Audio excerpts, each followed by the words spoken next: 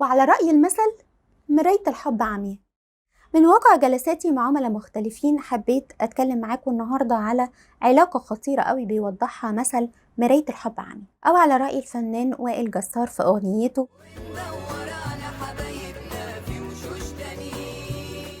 خد بالك قوي من النوع ده من العلاقات، لأنها بتبان حب وولع وشوق وهيام، لكن هي في الحقيقة مش كده خالص. هو ايه اللي بيحصل وليه ونتعامل معاه ازاي؟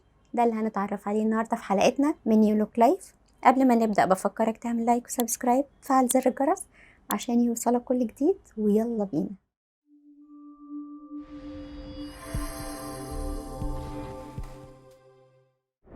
كنت في مرة في جلسة مع بنوتة جميلة كانت مخطوبة وقتها، بتحكي لي على حاجات مضايقاها في بيت باباها، وفي نص الكلام قالت لي بس خطيبي بيحبني قوي وانا بموت فيه. قلت لها حلو حبيبتي ربنا يهنيك، بس عرفتي ازاي انه بيحبك؟ بصت لي باستغراب ومعرفتش ترد.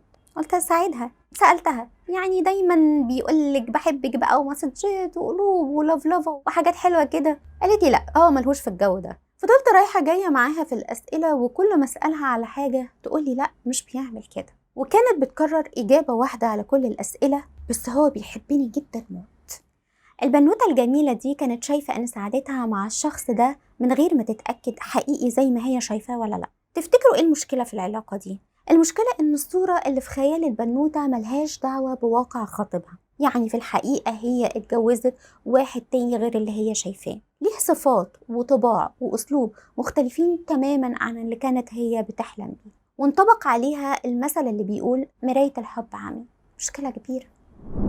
أحيانا تتقابل مع ناس في أي مناسبة أو أي مكان، وتخرج من المكان ده عندك انطباعات أو مشاعر مختلفة عن الناس أو المكان. زي مثلا شاب يخرج يقول مثلا ياه هي دي البنت اللي كنت طول عمري بدور عليها، هي دي فتاة أحلامي. أو بنت تقول ياه ده كان فارس أحلامي، ده أنا هموت لو ارتبطت بحد غيره، أنا لما بشوفه ببقى مش عارفة أتكلم وبنسى الكلام أصلا، كفاية عندي إن أنا أشوفه بس. أو يتكون عندك انطباع مختلف، زي مثلا دول ناس مبسوطين قوي يا بختهم، لا لا لا أنا قلبي اتقبض من المكان ده. أو تقول أنا مستريحتش للناس دي، مش حاسس إن في بينا كيمياء. أو تحس بمشاعر غضب، مثلا تقول أنا كنت حاسس إني عايزة أقوم أتخانق مع حد. الحقيقة إن كل دي مجرد انطباعات، يعني مجرد صورة في ذهنك بس مش هي الواقع. سؤال، ده بيحصل ليه؟ اتكلمنا في حلقة العلاقة الصح إن العلاقات مهمة قوي في حياتنا وبتأثر فينا جدا، وكمان عرفنا إنه علاقاتنا ما هي إلا انعكاس للي بيدور جوه عقلنا، يعني صورة في خيالنا بندور على حد يشبه الصورة دي فنروح نتعامل معاه على إنه شخص تاني خالص. هوضح. أفكارنا ومشاعرنا تجاه حد معين أو مجموعة من الناس هي في الأصل مراية لأفكار ومشاعر جوانا، غالبا إحنا مش واخدين بالنا أو مش واعيين ليها، لأنها طالعة من العقل اللاواعي بتاعنا. ودي بيسميها دكتور محمد طه في كتابه علاقات خطرة علاقة إسقاطية أو علاقة طرحية. فيها الشخص بيتعامل مع صورة في خياله تجاه شخص معين، مثلا باباه أو مامته أو الأستاذ بتاعه في الفصل، أو أي حد كان ليه سلطة عليه وأثر عليه بشكل كبير في طفولته. الشخص ده خلاص ما بقاش موجود في الواقع، لكن المشاعر ناحيته لسه متخزنة جواه. العقل اللاواعي قال بس لما بيشوف حد شبه الشخصية دي فبيقول بس بقى أنا لقيت حل للمشاعر اللي متخزنة عندي، تبقى المشاعر دي بقى هحطها على الشخص الجديد ده. وكل ده بيحصل من غير ما الشخص يبقى واعي بالمشاعر دي أو بالأفكار أو بكل اللي بيحصل ده، وبالتالي بيقع في العلاقة الطرحية دي.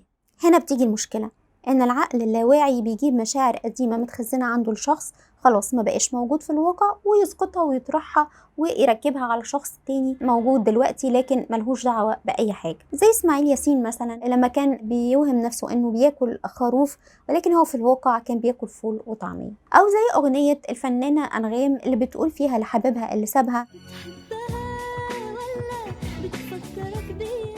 طيب هم العلماء اكتشفوا الموضوع ده ازاي؟ سيجموند فرويد كان ليه صاحب اسمه براير، وده كان محلل نفسي زي فرويد، وكان عنده مريضة بيعالجها اسمها أنا. خلال رحلة العلاج معاها ابتدت تحس بمشاعر حب وانجذاب كبير ناحية دكتور براير، وهو حاول يصلح الصورة دي أو يظبط المشاعر دي بهدوء، لكنه فشل، والحقيقة انه ساب العميلة دي خالص. كان صاحبه سيجموند فرويد بيتابع حالة أنا، واكتشف إنه كل المشاعر اللي أنا بتحسها ناحية دكتور براير هي في الحقيقة مشاعر قديمة متخزنة جواها ناحية حد تاني خالص. سيجموند فرويد افترض إنه هو أبوها. سيجموند فرويد فسر الحالة اللي وصلت لها إنها لما قابلت دكتور براير، وزي أي معالج أو كوتش كان بيتعامل معاها باحترام وقبول وتفاهم لحالتها وكان بيسمعها، فابتدت تشوف في صورة باباها اللي كان بيحبها ويهتم بيها. هنا اتدخل عقلها اللاواعي بدون ما تكون هي واعية للتصرف ده، وأخد كل مشاعرها ناحية باباها ووجهها ناحية براير. من هنا العلماء اكتشفوا إنه أساس العلاقة دي هو اللي بيحصل مع مثل مراية الحب عمياء. لو بتتابعني لحد دلوقتي بشكرك وبفكرك انك تشترك في القناة وتعمل لايك وشير للفيديو عشان يفيد ناس تانية. كمان هكون مبسوطة قوي انك تكتب لي اي سؤال او تشاركني تعليقك على موضوع الحلقة. سؤال: تعرف ازاي انك بتفكر بالطريقة دي؟ دكتور محمد طه قال انه هتلاقي مشاعرك سريعة ومندفعة قوية ناحية شخص معين لمجرد انك شفته من غير ما تكلمه ولا كلمة، وتشوف فجأة ان الشخص ده هي او هو يعني ملاك نزل من السماء، وانه حياتك وسعادتك هتنهار لو ما ارتبطتش بيه. لكن مفيش مواقف حقيقية تثبت صحة أفكارك ومشاعرك دي. هنا غالبا دي مشاعر متخزنة جوه عقلك لشخص عزيز عليك. كمان خلي بالنا انه احيان كتير قوي بتظهر العلاقة دي لما تتكلم مع حد عن طريق الانترنت. انت مش بتكون شايف الشخص قدامك، ده بيساعد جدا انك انت تجيب المشاعر اللي متخزنة جواك وتطرح المشاعر القديمة دي عليه. يعني عندك مشاعر ناحية مامتك وحشاك مثلا انك انت مثلا مسافر، ومجرد ما تتكلم مع بنوتة بينت اعجابها بيك، لكن من غير ما انت تشوفها ولا تعرف حتى شكلها ولا طباعها تفكر على طول انها فتاة احلامك اللي مش هينفع تكمل حياتك من غيرها. ازاي تتأكد ان مشاعرك حقيقية مش مجرد مشاعر متخزنة جواك؟ اول حاجة انك تفتح ملف لكل شخص بتقابله وتحط فيه كل حاجة تخص الشخص ده، شخصيته وأفكاره ومشاعره وطموحاته وإمكانياته وأخطائه ومواقفه وكل شيء. وخليك واعي إن مشاعرك تكون ناحية كل شخص بناء على حالته بس. لو معرفتش تفصل كل كيان لوحده اطلب مساعدة متخصص، ده هيساعدك إنك أنت تفرغ المشاعر القوية اللي متخزنة جواك، ويخلي عقلك اللاواعي يهدى ويفهم إنه هيتعامل مع شخصية مختلفة، وبالتالي يقدر يتعامل معاها بالطريقة المناسبة ليها.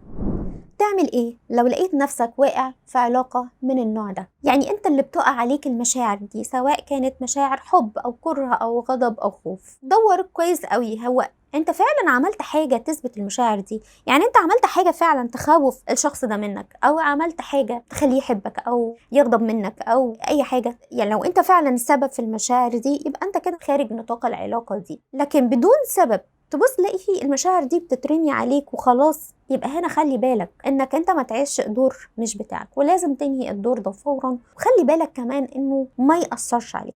اتعرفنا النهارده على علاقة خطيرة جدا هي مراية الحب عمياء. ناس كتير مننا بتتعرض ليها وهي مش واخدة بالها. خد بالك انت ايه اللي بيدور في خيالك، وبص لعلاقاتك بشكل واقعي، صدقني لمصلحتك. خد بالك انك ما تسمحش لحد انه يبصلك بشكل مش حقيقي ويحطك في اطار مش بتاعك، هيرجع ويطلبك ويلوم عليك، وحياتك مش هتكون افضل حاجة. برحب بأسئلتكم واستفساراتكم، واشوفكم في حلقة جديدة من يو لوك لايف.